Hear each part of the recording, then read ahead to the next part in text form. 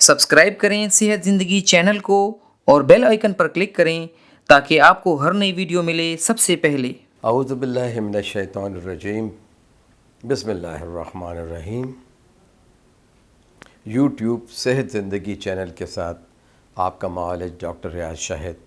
आपकी खिदमत में हाज़िर है।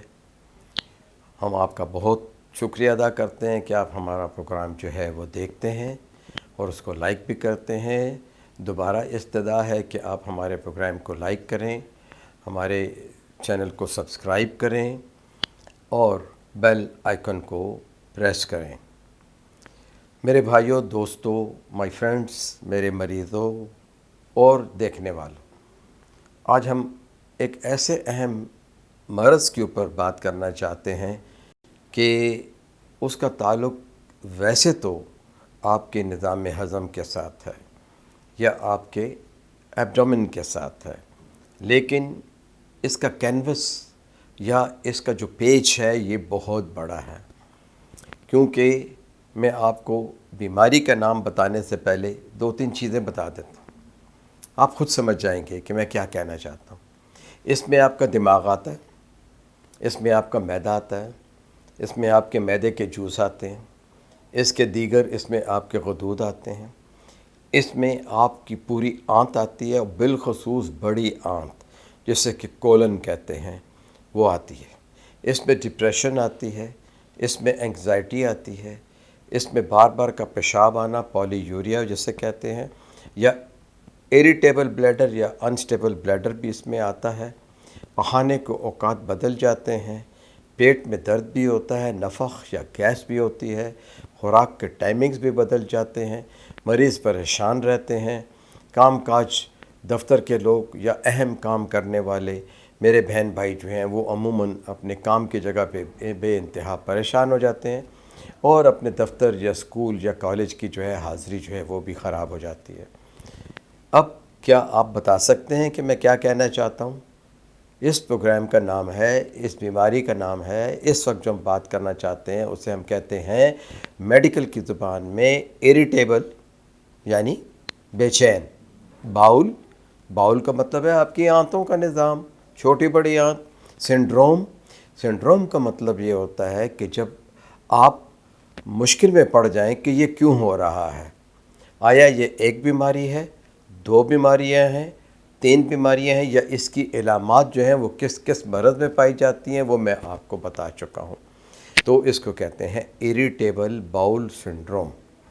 हम उर्दू में कह सकते हैं कि हमारी आंतें नाराज़ हो जाती हैं, खफा हो जाती हैं, एजाइल हो जाती हैं, गुस्से में आ जाती हैं, कभी बहुत ज़्यादा काम करती हैं, कभी काम करना छोड़ देती हैं। अब इरिटेबल बाउल सिंड्रोम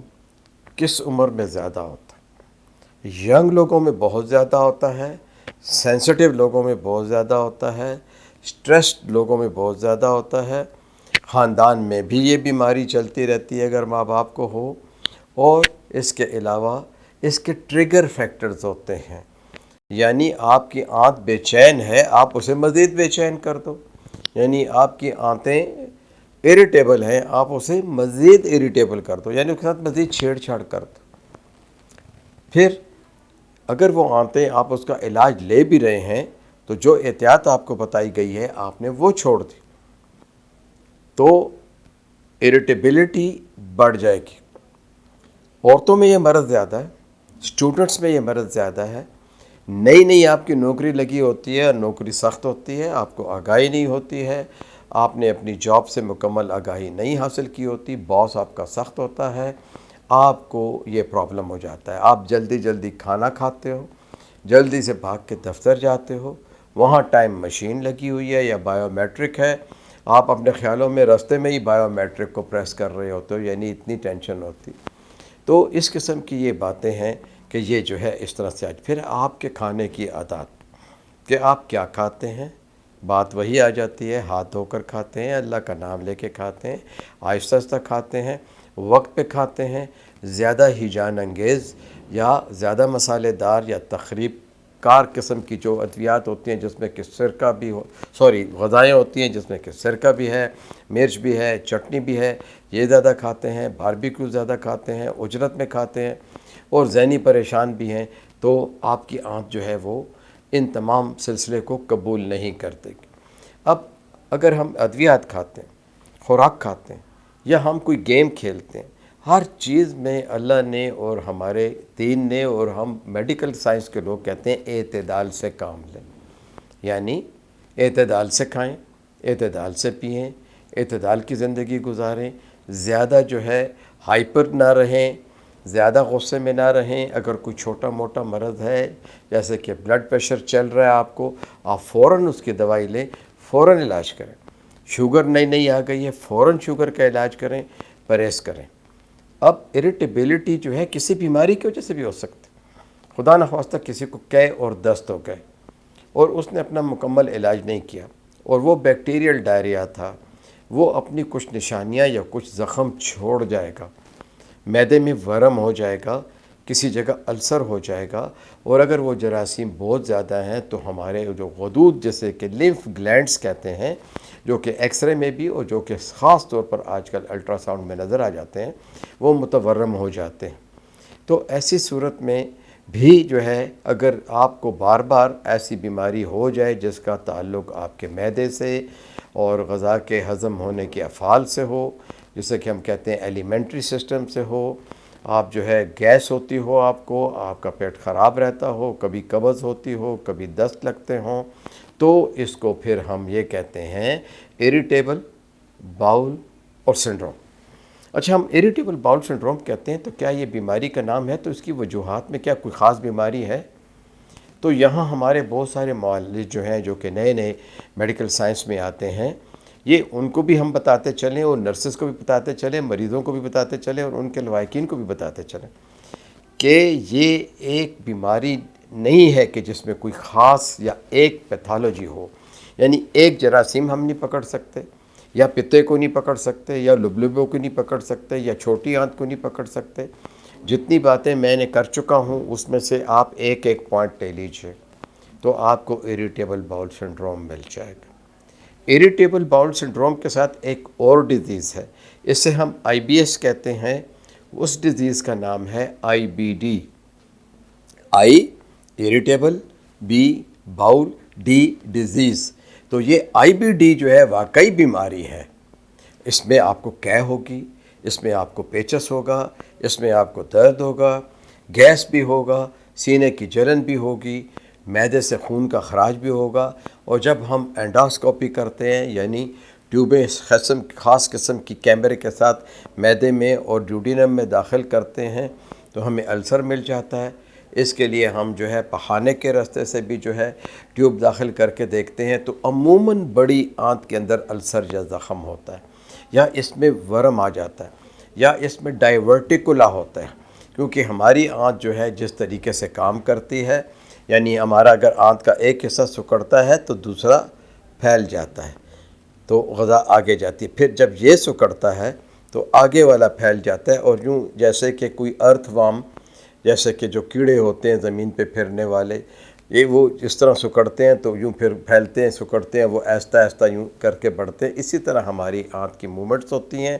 اسے ہم پیرلسٹیسل کہتے ہیں، پیرلسٹالسس، یعنی ریدمک کنٹریکشن اور ریلیکسیشنز۔ اب یہ جو ہے ٹیمپرامنٹ جن کا شارٹ ہوتا ہے، سگریٹ پینے والے بالخصوص، پان کھانے والے اور نسوار کھانے والے لوگوں میں یہ عمل بہت تیز ہو جاتا ہے، اور جو لوگ مسالہ جات زیادہ کھاتے ہیں، اجرت میں کھاتے ہیں، جلدی کھاتے ہیں، ان میں بھی یہ مرض جو ہے وہ آ جاتا ہے۔ لیکن آئی بی ایس جو ہے، آئی بی ایس میں صرف ورم ہوتا ہے، پخانے کا نظام جسے فزیولوجی کہتے ہیں وہ ڈسٹرب ہو جاتی ہے۔ مثال کے طور پہ آپ 2 ٹائم پخانہ کرتے ہیں تو 2-3 دن بعد آپ کو 4 یا 5 پخانے آئیں گے، پھر ایک دن 1 پخانہ آئے گا، اگلے دن پھر 5-6 آئیں گے۔ وہ پھر ایسے وقت میں آئیں گے جب آپ کوئی اہم کام کر رہے ہیں، آپ دفتر میں ہیں، آپ کسی تقریب میں جانا چاہتے ہیں، تو جناب اب آ کے آپ کو وہ بات بتاتے ہیں جو کہ بہت سے لوگوں کو نہیں پتہ۔ ہمارے تمام بدن میں جتنے بھی آرگنز کام کرتے ہیں ان کی ایک بیٹری ہے، اس بیٹری کو ہم دماغ کہتے ہیں، یعنی برین، اور اس برین کے سگنلز سے اور اس برین کے الیکٹریکل سٹیمولائی سے ہمارے جسم میں مختلف افعال بھی کام کرتے ہیں، اور ہمارا برین جو کہ ہارمونز پھینک رہا ہوتا ہے ہمارے جسم میں، اس سے اس کے ٹارگٹ گلینڈز، اگر جو ہارمونز کے لیے ایکشن آ رہا ہے تھائرائڈ کا تو وہ تھائرائڈ کام کر رہا ہے، ایڈرینل کے لیے آ رہا ہے ایڈرینل کام کر رہا ہے، نظام ہضم کے لیے آ رہا ہے تو پتا اور لبلبا کام کر رہا ہے، سیکشول آرگنز کی طرف جو ہے سگنلز آ رہے ہیں تو آپ کے سیکس آرگنز کام کر رہے ہیں، گردوں کو سگنل آ رہے ہیں، پیشاب بن رہا ہے، پیشاب خارج بھی ہو رہا ہے، پیشاب جو ہے صرف پانی ری ایبزارب بھی ہو رہا ہے، مختلف نمکیات بدن میں واپس جا رہے ہیں، اور جو ویسٹ پروڈکٹ ہے وہ خارج ہو رہے ہوتے ہیں۔ تو یہ سارے نظام جو ہیں یہ تو دماغ سے چلتے ہیں۔ تو دماغ کے جو نفسیاتی عوامل ہیں، یعنی دماغ کی تیزی سستی، ذہنی بیماریاں، انگزائٹی، ڈپریشن، او سی ڈی، جتنے بھی بیماریاں ہیں، تو یہ جو ہے برین۔ اب آتے ہیں کہ ہمارے بدن میں ایک اور بھی کام کرنے کے لحاظ سے کہ جہاں نروز بہت زیادہ ہیں، ان کو ہم اگر عام لفظوں میں اور آپ کو سمجھانے کے لیے میں کہہ دوں کہ یہ برین ہے، تو ایک برین آپ کا معدہ ہے، اور دوسرا جو ہے برین کے ساتھ، جیسے ہمارے برین کے ساتھ حرام مغز ہے، تو جو معدے کا جو برین ہے اس کے ساتھ جو نظام لگا ہوا ہے، کنڈکشن سسٹم، جو نروز ہم کہتے ہیں، وہ آپ کی آنتیں۔ تو معدہ جو ہے بالکل دماغ کے اثرات فوراً لیتا ہے، آپ خوش ہوں یا خفا ہوں آپ کے معدے پہ اثر پڑے گا، آپ کو کوئی نفسیاتی عارضہ ہے، بے چین ہیں، آپ بار بار فوکس کرتے ہیں اس بات پہ کہ میں بیمار ہوں، آپ پھر سوچنے لگتے ہو یہ کھاؤں گا بیمار ہو جاؤں گا، یہ کھاتا ہوں یا نہیں کھاتا ہوں۔ یہ مرض اس حد تک آگے بڑھ سکتا ہے کہ آپ کو ہوتا کچھ بھی نہیں ہے، لیکن آپ اپنا کھانا اپنی جیب میں رکھتے ہیں، پانی کی باٹل اپنے پاس رکھتے ہیں، کہیں آنا جانا چھوڑ دیتے ہیں، کھانا اپنا کھاتے ہیں، آپ کو ڈر خوف ہوتا ہے کہ آپ کو موشنز آ جائیں گے۔ اب اس کی کرائٹیریاز ہیں، میڈیکل سائنس کی طرف آتے ہیں۔ I B S, irritable bowel syndrome, اس کو کہا اس لیے گیا کہ آپ کا کیا خیال ہے کہ صرف ڈاکٹر ریاض اس پہ بات کر رہا ہے، یا میرا کیمرہ مین جو ہے جو کہ بڑا لرنڈ انجینئر ہے، کہ وہ اس پہ بات کرتا ہے؟ نو، پوری دنیا اس کے اوپر بات کر رہی، جگہ جہاں جاؤ، جہاں بات کرو، 5 آدمیوں میں سے ایک آدمی یا ایک خاتون کہے گی بڑی میری بہن مجھے تو آئی بی ایس ہے، میں تو بڑی احتیاط سے کھاؤں گی، میں ہاتھ دھو کے کھاؤں گی، میں یہ کھانا یہاں نہیں کھاؤں گی، اس طرح کی باتیں شروع ہو جائیں گی۔ اس کے اوپر ورلڈ باڈیز نے بہت تحقیق کی ہے، اور اس کے اوپر 2 کانفرنسز، ورلڈ کانفرنسز ہوئی ہیں، انہوں نے پھر گائیڈ لائنز بنائی ہیں، ایک کو ہم Rome criteria of I B S کہتے ہیں، ایک کو ہم Manning system of classification of I B S کہتے ہیں۔ اب آئی بی ایس کی 2 قسمیں ہیں، آپ سن لیں۔ ایک ہے ڈائریا ٹائپ، جس میں کہ آپ کو بار بار پتلے موشن لگتے ہیں، پیٹ میں درد ہوتا ہے، ابکائی آ سکتی ہے، اور پیٹ کے درد کے ساتھ مروڑ بھی ہو سکتا ہے، اور کھانا کھانے کے فوراً بعد آپ باتھ روم کی طرف جاتے ہیں، اور یہ سلسلہ ہر مہینے ایک دفعہ 1 ہفتے کے لیے ہو جاتا ہے۔ اور آئی بی ایس کا مریض جو ہے اگر سال میں 12 دفعہ آئی بی ایس اس کو ہو جائے تو وہ اپنے آپ کو بیمار سمجھے گا، تو اس کا نفسیاتی علاج بھی ضروری ہے، اور یہ نفسیاتی علاج معدے کا اور آنتوں کا بھی ضروری ہے، خاص کر بڑی آنت کا، کیونکہ ہماری بڑی آنت کرتے کیا ہے؟ ہماری بڑی آنت جب غذا ہضم ہو جاتی ہے، وہ پھر ہمارے جگر کا حصہ بنتی ہے، خون کا حصہ بنتی ہے، تو اس میں جو پانی ہوتا ہے یا جو جوسز ہوتے ہیں، ان جوسز کو ہم انزائم بھی کہہ سکتے ہیں، یہ ری ایبزارب ہوتے ہیں۔ بڑی آنت کا کام ہے صرف ان نیوٹرنٹس کو واپس کھینچ کے آپ کے خون کا حصہ بنانا۔ یہ مرض کا افعال تیز ہو جاتا ہے، اس کا مومنٹم تیز ہو جاتا ہے، اس کا گیئر تیز ہو جاتا ہے، اس کا تھرموسٹیٹ تیز ہو جاتا ہے۔ اس تیزی میں ہماری بڑی آنت وہ پانی واپس ہضم نہیں کر سکتی، تو وہ پانی ہمارے پخانے کے ساتھ مل کے ہمیں دست کی طرف لے جاتا ہے۔ اب یہی سسٹم ایک ہے کانسٹیپیشن ٹائپ، یعنی قبض والا آئی بی ایس، اس میں عموماً مریض کو قبض رہتا ہے، 1 دن نارمل رہتا ہے ہفتے میں، 5 دن قبض رہتا ہے، پخانے کا ٹائم اس کا بدل جاتا ہے، پخانا اس کو سخت آتا ہے، شدید پریشان ہوتا ہے، گیسز اس کو بدبودار خارج ہوتی ہیں، محفل میں جانے سے گریز کرتا ہے، پیٹ میں درد، اینٹھن اور مروڑ اٹھ سکتا ہے، غذا میں کمی ہو جاتی ہے۔ تو اس سلسلے میں بھی قبض ہونے کے ساتھ ساتھ آئی بی ایس کی باقی علامات موجود رہتی ہیں۔ ٹریگر فیکٹرز آپ کو بتا چکے ہوئے ہیں کہ چاہے یہ ڈائریا ٹائپ ہو، یا چاہے یہ کانسٹیپیشن ٹائپ ہو، یہ میں آپ کو سمجھانے کے لیے کہہ رہا ہوں۔ ٹریگر فیکٹرز وہی ہیں، ہیجان انگیز ماحول سے بچیے، شدید غصہ نہ کیجیے، وقفے وقفے سے پانی پیجیے، خوراک میں عموماً دودھ والی چیزیں، سویابین والی چیزیں ہم کم کر دیتے ہیں، دودھ کی چیزیں کم کر دیتے ہیں، اور کچھ لوگوں کو دودھ کی الرجی بھی ہوتی ہے، کچھ لوگوں کو گلوٹین الرجی ہوتی ہے، کچھ لوگوں کو گندم کی پروٹین سے الرجی ہوتی ہے، تو ہم ان کو 15 یا 10 دن کے لیے غذا بدل کر بھی دیتے ہیں۔ نفسیاتی علاج ضروری ہے۔